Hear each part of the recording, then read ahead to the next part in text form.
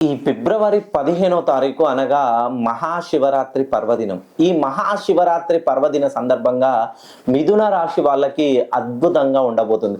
ఒక్కసారి మహాశివరాత్రి పర్వదినాన్ని కనుక మనం పరిశీలించినట్లయితే 15/2/2026 దీన్ని మొత్తాన్ని కూడితే 9 వస్తుంది. 9 అంటే కుజుడికి సంబంధించిన నెంబరు. మిథున రాశి వాళ్ళకి రాశ్యాధిపతి బుధుడు అంటే 5కి సంబంధించిన నెంబరు. ఎప్పుడైనా 5, 9 ఎవరైతే కాంబినేషన్ లో ఉంటారో ఇంకా వాళ్ళకి మెయిన్ గా నేను చెప్పేటువంటి 3 రంగాల్లో అద్భుతంగా రాణిస్తారండి.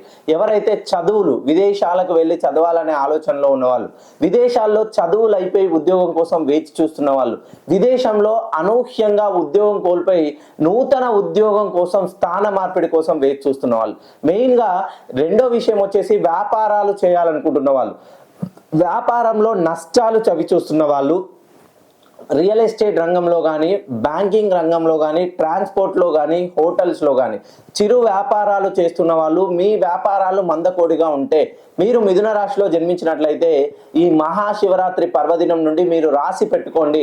అద్భుతంగా 2030 వరకు మీకు తిరుగులేదండి.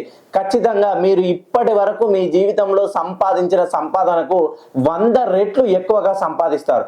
ప్రతి విషయంలోనూ మీకు కలిసి వస్తుంది.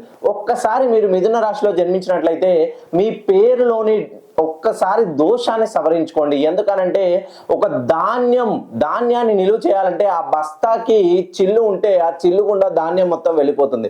ఆ చిల్లుని పూడిస్తేనే మీరు సంపాదించిన డబ్బంతా మిగులుతుంది. ఆ లక్ష్మీదేవి కటాక్షం అనేది మీ పైన ఉంటుంది.